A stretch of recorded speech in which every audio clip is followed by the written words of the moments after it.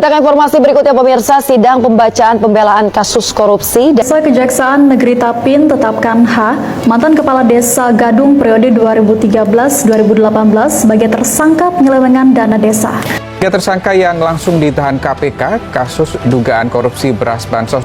Pemirsa, Majelis Hakim Pengadilan Negeri Tindak Pidana Korupsi Tipikor Banjarmasin menjatuhkan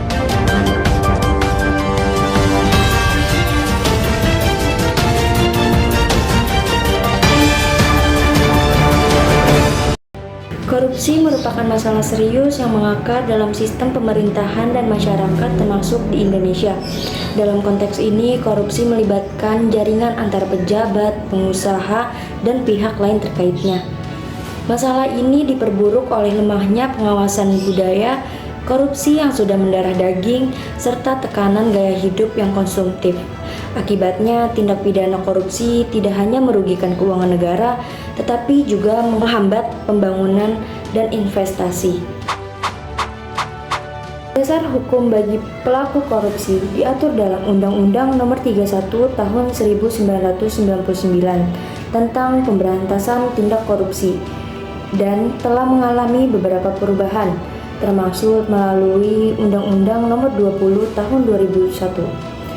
Hukum yang dapat dijatuhkan kepada koruptor bervariasi, melalui dari penjara seumur hidup hingga hukuman mati dalam keadaan tertentu.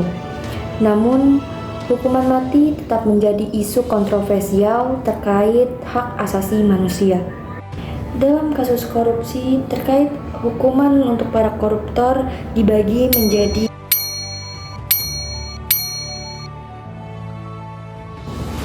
Dari hasil survei yang saya lakukan, saya mendapat 21 responden.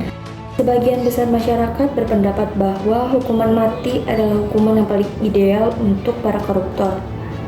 Mereka juga menekankan bahwa sanksi atau denda tidaklah cukup sebagai pertanggungjawaban hukuman. Mereka mengusulkan penyitaan aset atau pencabutan semua hak politik sebagai langkah yang lebih efektif. Berikut merupakan kesimpulan dari hasil survei terkait pendapat masyarakat mengenai hukuman bagi para koruptor di Indonesia. Dengan demikian, pemberantasan korupsi memerlukan komitmen bersama dari semua pihak untuk memastikan bahwa tindak korupsi tidak akan ditoleransi dan pelanggaran hukum akan tetap mendapat hukuman yang setimpal.